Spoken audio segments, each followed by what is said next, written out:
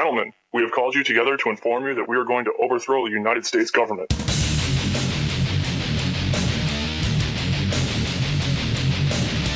You still think that jet fuel brought down the World Trade Center? Does anybody else see a problem here? If the government has nothing to hide, why are they so afraid to answer a few questions? This story does not add up. So I want to be clear. I have made 5 films concerning what really happened on 9/11. It has now been declassified. It has now been leaked. That everything I put in those films has now been proven to be accurate. And the reason it's accurate is almost everything was already in the congressional report that was out in the first year. We had all the whistleblowers on. We know what happened to a great extent on 9/11. And criminal elements of our government, bare minimum, stood down so Saudi Arabia could run the attacks. Now you expand out from there. Their operatives were probably decoys. There were other aircraft. It gets crazy. Flight 93 was shot down. We even know who did that. The Air National Guard. We even have the recordings of the 2 AIM-9s put into the aircraft. This is a serious situation. And it was meant to start a clash of civilizations between the West and Islam and give the United States the pretext to be able to basically take over the Middle East, control the grand chessboard, as Brzezinski writes, because if you control the Middle East, you control Africa below it, you control all of Asia to the east, Russia to the north, Eastern Europe, and Europe to the west. And that is the geopolitical strategy and stratagem that has been adopted as the globalist NATO program. And Russia talks a lot about this. I was against that because it was immoral. Okay? And because we were targeting Muslim countries that were not our enemies. And by that, we were going after moderates like Saddam Hussein and Gaddafi, and then later our allies in Egypt, and really doing some bad stuff. I mean, Saddam was put in there by the CIA to kick the Islamists' butt in an earlier program under Eisenhower. But that's a story for another day. He was totally set up. I mean, I'll say it, compared to Al-Qaeda, the guy deserves a Congressional Medal of Honor or something. All the stuff Saddam did, killing communists and trying to take out people and finally overthrowing the Ba'athist and then taking it over for the United States and actually having a policy of stabilizing and building up Iraq. And then our U.S. policy that was very moral changed in the 1980s when Herbert Walker Bush started running the show. And again, Saddam was a thug and did a lot of bad things. I'm saying compared to Al-Qaeda, who was his arch enemy. That's why Trump came out and said, Saddam Hussein sure was good at killing terrorists compared to our president. And they said, oh, you love Saddam. And he goes, well, no, he was a bad guy, but all I'm saying is he was good at killing terrorists. Trump knows that he was a CIA officer. Trump knows he was set up, okay? I mean, Saddam Hussein was totally set up, ladies and gentlemen, told to invade Kuwait. Okay, I'm going off on a jag. He had rock and roll on the radio and Playboy sold in shops. And I'm not saying that's even good, but that's why the Islamists hated his guts so much. He couldn't stand them. He couldn't stand them. He was trained in the West. He was sent in there to westernize the Middle East. But that policy ended by the 70s, late 70s. And they decided to go with the jihadis and the Saudi Arabians. And the State Department started sending textbooks into the madrasas, radicalizing them. Billions have been spent a year by the West to radicalize what is in Islam and to make the most radical forms the dominant form so Saudi Arabia could take over. And that's the new plan. And that's what we're under right now. And so I was against going in there because I smelled a rat. I mean, I knew it was a quasi-false flag. I knew that Saudi Arabia was involved. But what was their payoff? What you see now, the whole Middle East, the whole region. That's why McCain's involved, the neocons. Obama's running a neocon strategy. This is the same stuff we've seen before. And who are the neocons? You want to talk about immoral and evil and Machiavellian. They are the Trotskyites, the founder of the neocons. Was the adjunct of Trotsky, killed in Mexico City. And then they merged with the Straussian School of Economics at Chicago Business School, who was a Nazi, and they went right wing. And I mean, you talk about whacked out, man. You talk about whacked out. They say you're anti-Semitic if you talk about how a lot of the neocons were Jewish. These people, I mean, you can have a serial killer, Jeffrey Dahmer. What last name is that? You can say whoever those are, somebody has the name Smith, you can say English people are evil. No, they weren't Jews. Some of them happened to be Jews, but the point was they were communists, they were Nazis, they were whatever gets them power. If it means being Republicans, they're for that. And they are allied with Saudi Arabia, who is absolutely, totally, and completely evil. Just like the globalists, who are a bunch of different groups, are allied with Communist China. There is no race component to this at the bottom of the rabbit hole. It is just raw power, raw control, a race to merge with machines and become gods, to quote Ray Kurzweil. That's what's going on. And the way this Islam is basically a satanic system.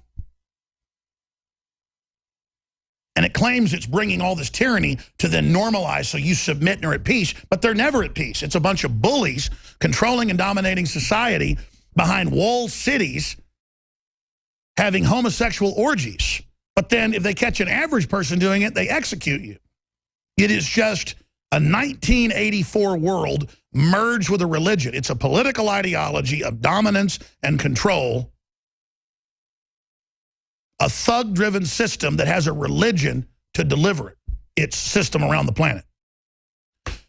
And Zuckerberg, remember a few months ago, was on a hot mic with Merkel. We played it many times, and he said, don't worry, I'm going to start censoring. We've got a way to do this. Then he hired former members of the Stasi to track and report people that mildly criticize the open borders, and then the police come and arrest you. Just 2 years ago, it started out where they'd censor you on Facebook in Germany, in Sweden, or France.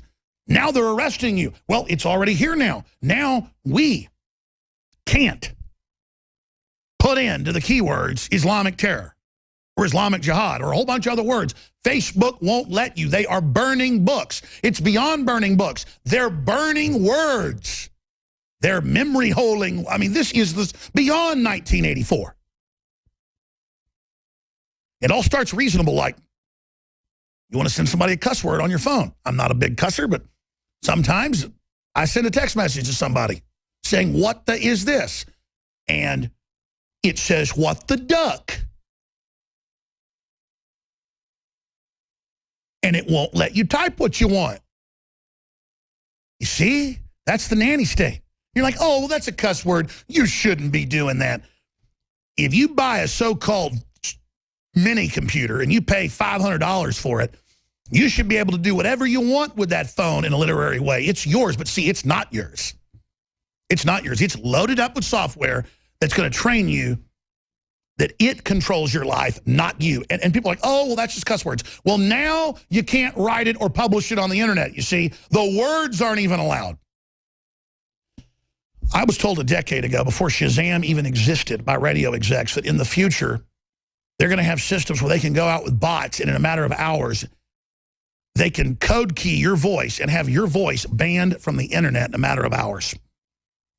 Erased, unreadable by devices, untransmittable. You think you've seen book burning by the Nazis. You think you've seen corruption. Ladies and gentlemen, you ain't seen nothing yet with these powers they're bringing in and citywide killing cell phone video cameras. And see, all of this is so draconian, and it will enslave all of us, whether you're a black man, a white man, Hispanic, a woman, an old person, whether you're a Muslim, whether you're a Christian, whether you're an agnostic. This tyranny that's coming in is history ending. That's what the globalists call it, the final revolution and the end of history. Go read it. Where everything's going to be micromanaged by computers, run by them, the language reduced, you'll be dumbed down, entertained, drugged, stealth poisoned, killed, and no more humans. The public number is 250 million allowed to live. Look up the Ted Turner quotes, look up the UN quotes. But you get a deeper research, they just say, no, we're going to merge with the machines, the new God will be created, and then we will be obsolete. And we might allow a few humans here and there, but they'll be like bugs. I'm giving you real quotes here. They'll be like insects. We might accidentally step on you. That's one of their favorite quotes, Kurzweil's and others. We might let you live, but doesn't mean we might not just step on you because we won't even be paying attention to you. We're liberals. Bring in the Muslim hordes. Chop off the women's genitals. Murder the children. Liberal, liberal, liberal.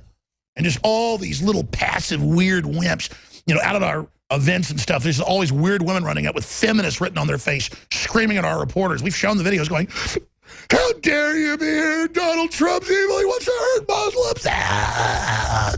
And then it's like, and it's a little weird 18-year-old woman with feminists written on her face crying for Muslims. She has Stockholm Syndrome. Sorry, I'm not going to sexually mutilate you. Sorry, our ancestors created all this freedom. Sorry for the electricity, baby. Sorry for your little smartphone right there. Sorry. In fact, I forget which video that is ours. We've got so many hundreds of hours. I mean, but repeatedly, these people, old women, young women, they're always white. They run up, they go, you hate Islam. We're like, are you in Islam? Shut up, racist. And it's just like, because they can't admit they're wrong. They can't admit they're con. They can't admit they're mentally ill. So they will not let you know that it's an Islamic attack. And the New York Times and CNN and everybody else plays along with it. The story's on Infowars.com. Now let's play this report. This is Darren McBreen and Rob Jacobson. While we're live for 2 hours last night, they're grabbing clips of the live show and uploading it to Facebook, YouTube, Daily Motion, a bunch of other platforms, where we now reach more than 5 million people a day on our own platforms video-wise. Just a little audience we hit, small part of it. And guess what? Facebook said, no, no, no. Let's show you if you're a radio listener. You can go to Infowars.com. The videos are posted. But for TV viewers, you'll be able to see it. I'll describe it. They describe it. This is the live, active information war directed by the White House, by the globalists, by Zuckerberg, by the foreign governments, with Saudi Arabia and the Islamists in live time covering up the invasion. Here's the video. Darren McBreen, Infowars.com. We got breaking news. As you all know by now, there's been yet another terrorist attack, this time in Nice, France, by radical Muslim terrorists. And guess what? The Facebook censorship warriors have already begun. Now, Rob Jacobson and I, we are here. We have attempted to upload a Donald Trump video of Donald Trump warning the world of future terrorist attacks. And we tried to put in radical Muslim terrorist as a keyword into Facebook. And check out what happens when we try this. When we attempt to put these video tags in, as you can see, we've had pretty simple words here: Nice, France, Infowars. We're able to be accepted. What happens is if I put something simple in... Here, let me hold the mic so you can go ahead and type. So what he's doing is, so these are keywords so people can help, this helps them find the videos, right? So I'm going to type the word in, terrorist, because that's the event. Now notice, over here... Muslims are not terrorists. Now I cannot hit enter without it, so I don't want any of these. It will hit not... pause, hit pause, hit pause. Hit pause, back it up 10 seconds. See, people accuse me sometimes of exaggerating. 100 times out of 1, I'm not.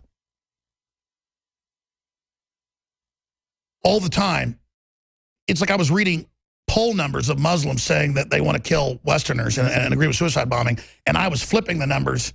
It was worse than what I was saying. See, it's like almost always I downgrade it because my mind can't believe it. I'd forgotten that they didn't just not let them type it. It gave them the message, Muslims are not terrorists, and told us to use that. I forgot. They're not just erasing words and language. They're replacing it in real time with what they want. See? This whole... let's go out to break with the rest of the clip. Show people this. This is incredible. Words so people can help, this helps them find the videos, right? So I'm going to type the word in, terrorist, because that's the event. Now notice over here, Muslims are not terrorists. Now I cannot hit enter without it, so I don't want any of these. It will not let me. It will only go with a suggestion that's on the list. Now, if I type in Muslim terrorists... All right, folks, we're going to be right back. Nothing comes up. Full videos up on Infowars.com. I mean, this is This is war against us. Our own government is against us with the Islamics. I mean, this is incredible. Against our free speech. Gentlemen, we have called you together to inform you that we are going to overthrow the United States government.